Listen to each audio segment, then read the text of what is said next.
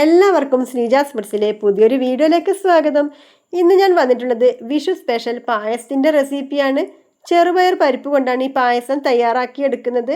നമ്മൾ ഒരു തവണ കുടിച്ചാൽ വീണ്ടും വീണ്ടും കുടിക്കാൻ തോന്നുന്ന ഈ ഒരു ചെറുപയർ പരിപ്പ് പായസം എങ്ങനെയാണ് വളരെ എളുപ്പത്തിൽ തയ്യാറാക്കിയെടുക്കുന്നതെന്ന് വീഡിയോ കണ്ടുവരാം. ചെറുപയർ പരിപ്പ് പായസം ഉണ്ടാക്കാനായിട്ട് ഞാൻ ഗ്യാസ് അടുപ്പിൽ അടികട്ടിയുള്ള ഒരു പാത്രം വെച്ച് കൊടുത്തിട്ട് ഇതിലേക്ക് 1.5 കപ്പ് അളവിനാണ് ചെറുപയർ പരിപ്പ് എടുത്തിട്ടുള്ളത്. മീഡിയം ഫ്ലെയിമിൽ ഇട്ടിട്ട് ഒന്ന് റോസ്റ്റ് ചെയ്തെടുക്കാം. ആദ്യം കഴുകുന്നതിന് മുന്നേ നമ്മൾ റോസ്റ്റ് ചെയ്തെടുക്കണം. ഇത് മഞ്ഞ നിറത്തിലാണ് ഉള്ളത്. നമ്മളിത് റോസ്റ്റ് ചെയ്തെടുക്കുമ്പോഴത്തേക്കിനും ഒരു ലൈറ്റ് ബ്രൗൺ കളറായിട്ട് വരും. അതുവരെ നമുക്കിതൊന്ന് റോസ്റ്റ് ചെയ്തെടുക്കാം. ചെറുപയർ പരിപ്പ് റോസ്റ്റ് ചെയ്യുന്നത് എങ്ങനെയാണെന്ന് വെച്ചാൽ പകുതി ഭാഗം നല്ല പോലെ റോസ്റ്റ് ആവണം, പകുതി ഭാഗം അധികം റോസ്റ്റ് ആവാൻ വേണ്ട. എന്നാൽ നമ്മൾ പ്രഥമൻ കഴിക്കുന്ന സമയത്ത് കുറച്ച് കടിക്കാൻ കിട്ടും. അങ്ങനെയാണ് സദ്യയിൽ പ്രഥമൻ തയ്യാറാക്കുന്ന രീതി. പരിപ്പ് ഇതാ കുറച്ച് ഭാഗം റോസ്റ്റ് ആയിട്ട് നമുക്ക് ഇതിന്റെ പകുതി ഭാഗം കോരി മാറ്റാം. ബാക്കി ഭാഗം നമുക്ക് നല്ല പോലെ തന്നെ റോസ്റ്റ് ആക്കിയിട്ട് എടുക്കണം, നല്ല കളറ് മാറുന്നവരെ. ഇതിപ്പോ ചെറിയൊരു കളറ് മാറി വന്നിട്ടുണ്ട്, കോരി മാറ്റാം. ഇനി ബാക്കിയുള്ളത് നമുക്ക് നല്ല പോലെ തന്നെ റോസ്റ്റ് ചെയ്തെടുക്കാം. പരിപ്പിത നല്ല പോലെ തന്നെ കളറൊക്കെ മാറി വന്നിട്ടുണ്ട്. പരിപ്പിത ഈ ഒരു കളറിലേക്ക് എത്തിയിട്ടുണ്ട്. അപ്പൊ നമുക്ക് ഫ്ലെയിം ഓഫ് ചെയ്യാം. നേരത്തെ മാറ്റി വെച്ചതിലേക്ക് ഈ പരിപ്പ് മാറ്റി വെക്കാം. ആദ്യം വറുത്തതും രണ്ടാമത് വറുത്തെടുത്ത പരിപ്പാണിത്. ഇനി കുറച്ചൊന്ന് തണുത്ത ശേഷം കഴുകി എടുത്തിട്ട് വരാം. പായസത്തിന് മധുരത്തിന് ആവശ്യമായിട്ട് ഞാനിവിടെ 600 ഗ്രാം ശർക്കര എടുത്തിട്ടുണ്ട്. നമ്മൾ 1.5 കപ്പ് ചെറുപയർ പരിപ്പാണല്ലോ എടുത്തിട്ടുള്ളത്. 600 ഗ്രാം ശർക്കരയാണ് നമുക്ക് വേണ്ടത്. ഇതിലേക്ക് 1 കപ്പ് വെള്ളം ഒഴിച്ചു കൊടുത്തിട്ടുണ്ട്. ശർക്കര ഉരുക്കിയെടുക്കാം. ശർക്കര നല്ല പോലെ തന്നെ ഉരുകി വന്നിട്ടുണ്ട്. ഇനി ഫ്ലെയിം ഓഫ് ചെയ്യാം. ശർക്കരപ്പാനി മാറ്റി വെക്കാം. റോസ്റ്റ് ചെയ്തിട്ടുള്ള പരിപ്പ് ഞാൻ കഴുകി എടുത്തിട്ടുണ്ട്. കുക്കറിലേക്ക് ഇട്ട് കൊടുക്കാം. പരിപ്പ് വേവിച്ചെടുക്കുന്ന തേങ്ങാപ്പാലിലാണ്. തേങ്ങാപ്പാൽ 2ാം പാലാണ് ഇത്. ഒരു വലിയ തേങ്ങ ചിരവിയെടുത്ത് 3 കപ്പ് ചെറു ചൂടുവെള്ളം ഒഴിച്ച് മിക്സിയിൽ അടിച്ചെടുത്ത് പിഴിഞ്ഞെടുത്ത തേങ്ങാപ്പാലാണിത്. 1.5 കപ്പ് ചെറുപയർ പരിപ്പിന് 3 കപ്പ് തേങ്ങാപ്പാലാണ് എടുത്തിട്ടുള്ളത്. ഇനി പരിപ്പ് 2 വിസിലിന് വേവിച്ചെടുക്കണം. ഒരു വിസില് ഹൈ ഫ്ലെയിമിൽ വന്നിട്ടുണ്ട്. നമുക്ക് അടുത്ത ഒരു വിസില് ലോ ഫ്ലെയിമിലാണ് വേണ്ടത്. ഫ്ലെയിം കുറച്ച് കൊടുക്കാം. 2 വിസിലും വന്നിട്ടുണ്ട്. ഫ്ലെയിം ഓഫ് ചെയ്യാം. കുക്കറിന്റെ പ്രഷറൊക്കെ പോയിട്ടുണ്ട്. നമുക്ക് തുറന്നു നോക്കാം. നമ്മുടെ പരിപ്പ് ഇതാ നല്ല പോലെ തന്നെ വെന്ത് വന്നിട്ടുണ്ട്. നമ്മൾ തേങ്ങാപ്പാൽ ഒഴിച്ചിട്ട് വേവിച്ചത് കൊണ്ടാണ് ഇതിന്റെ മുകൾ ഭാഗത്ത് ഇങ്ങനെ കാണുന്നത്. ശർക്കരപ്പാനി ഇതാ ഞാൻ മുഴുവനായിട്ട് തന്നെ ഒഴിച്ചു കൊടുത്തിട്ടുണ്ട്. നമ്മൾ അരിച്ചിട്ട് വേണം ചേർത്ത് കൊടുക്കാൻ. കല്ലോ മണ്ണോ എന്തെങ്കിലും ഉണ്ടാവും. ശർക്കരപ്പാനി ഒഴിച്ചു കൊടുത്ത ശേഷം നമുക്ക് എല്ലാം കൂടെ ഒന്ന് മിക്സ് ചെയ്തെടുക്കാം.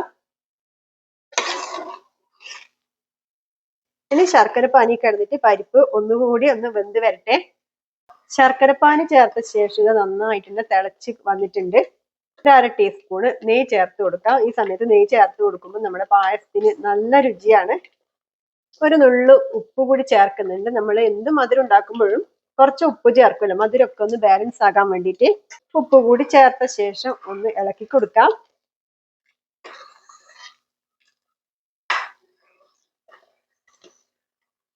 പായസം നല്ല പോലെ തന്നെ കുറുകി വന്നിട്ടുണ്ട്. ഇനി ഈ സമയത്ത് നമുക്ക് കുറച്ച് ചുക്കുപൊടി ചേർത്ത് കൊടുക്കാം.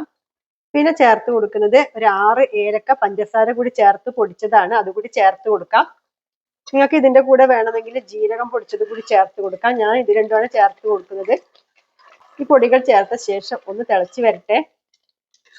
നമ്മുടെ പായസം നല്ല പോലെ തന്നെ തിളച്ച് കുറുകി വന്നിട്ടുണ്ട്. ഇനി ഇതിലേക്ക് നമുക്ക് ചേർത്ത് കൊടുക്കേണ്ടത് തേങ്ങാപ്പാലാണ്. തേങ്ങാപ്പാൽ 1ാം പാൽ 1 കപ്പ് നല്ല കട്ടിപ്പാൽ എടുത്തിട്ടുണ്ട്.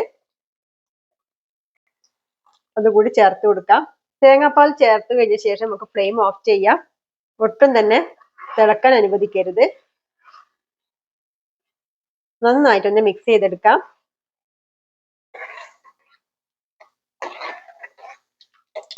ചെറുപയർ പരിപ്പ് പായസം ഞാൻ വേറെയും ചാനലിൽ പോസ്റ്റ് ചെയ്തിട്ടുണ്ടായിരുന്നു. കാണാത്തവരുണ്ടെങ്കിൽ അതുകൂടി ഒന്ന് കണ്ടു നോക്കുക. നമ്മുടെ പായസം ഇവിടെ റെഡി ആയിട്ടുണ്ട്. നല്ല അടിപൊളി ടേസ്റ്റ് ആണ്. ഇത് കുടിക്കാൻ വേണ്ടിയിട്ട് സദ്യയിൽ കിട്ടുന്ന അതേ രുചിയായിരിക്കും നമ്മുടെ ഈ ഒരു പായസത്തിന്. ഇതിലേക്ക് നമുക്ക് കുറച്ച് അണ്ടിപ്പരിപ്പും മുന്തിരിയും വറുത്തിടാം. അണ്ടിയും മുന്തിരിയും വറുത്തിടാനായിട്ട് ഞാൻ ഗ്യാസ് അടുപ്പിൽ ചെറിയൊരു കടായി എടുത്തിട്ടുണ്ട്. ഇതിലേക്ക് 1 ടേബിൾ സ്പൂൺ നെയ്യ് ചേർത്ത് കൊടുക്കാം. നെയ്യ് നല്ലപോലെ ചൂടായിട്ടുണ്ട്. ഇനി ഇതിലേക്ക് കുറച്ച് അണ്ടിപ്പരിപ്പ് ഇട്ട് കൊടുക്കാം. അണ്ടിപ്പരിപ്പ് ഒന്ന് റോസ്റ്റ് ചെയ്തെടുക്കാം. അണ്ടിപ്പരിപ്പ് ഒന്ന് കളറൊന്ന് മാറി വന്ന ശേഷം ഇതിലേക്ക് മുന്തിരി കൂടി ഇട്ട് കൊടുക്കാം. അണ്ടിപ്പരിപ്പിന്റെയും മുന്തിരിയുടെ ഒക്കെ അളവ് നിങ്ങളുടെ ഇഷ്ടത്തിന് എടുക്കാം. നന്നായിട്ട് റോസ്റ്റ് ആയി വന്നിട്ടുണ്ടെങ്കിൽ ഫ്ലെയിം ഓഫ് ചെയ്യാം. പായസത്തിലേക്ക് ഇട്ട് കൊടുക്കാം. ഇതൊന്ന് ഇളക്കി കൊടുക്കാം.